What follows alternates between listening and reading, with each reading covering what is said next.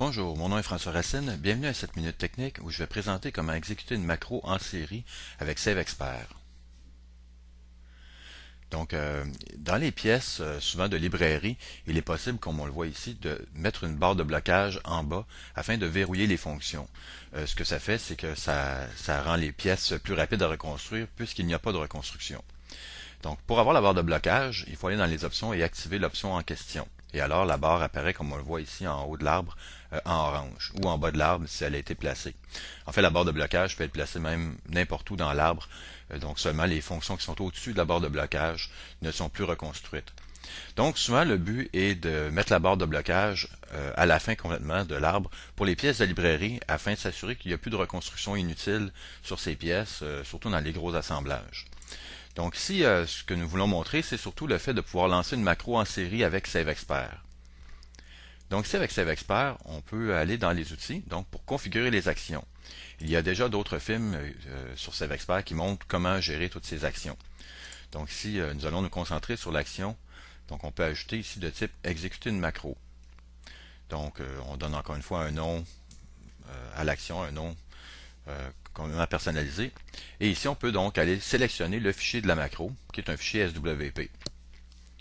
Donc, par contre, ici, nous avons besoin de spécifier le nom du module et le nom de la méthode.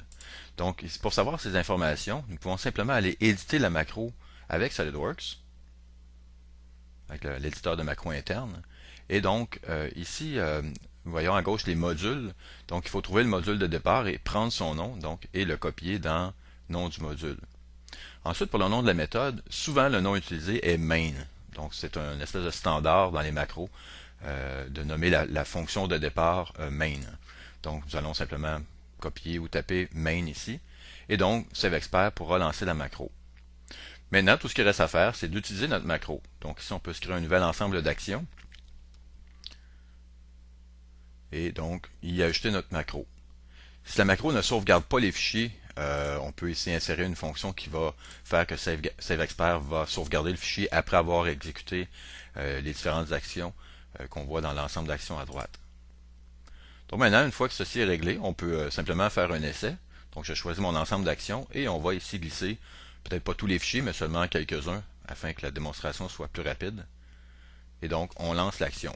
N'oubliez pas de vérifier ici dans le message que ça confirme le bon ensemble d'actions à utiliser. Et maintenant, donc, on voit chaque fichier s'ouvrir. Et donc, ce n'est pas SaveExpert qui travaille à la barre de blocage, mais SaveExpert fait simplement lancer une macro sans savoir ce qu'elle fait. Et ensuite, il sauvegarde et ferme le fichier. Donc, tout ceci fait que SaveExpert devient très polyvalent puisque vous pouvez le lancer avec vos propres macros. Alors, merci d'avoir regardé cette minute technique.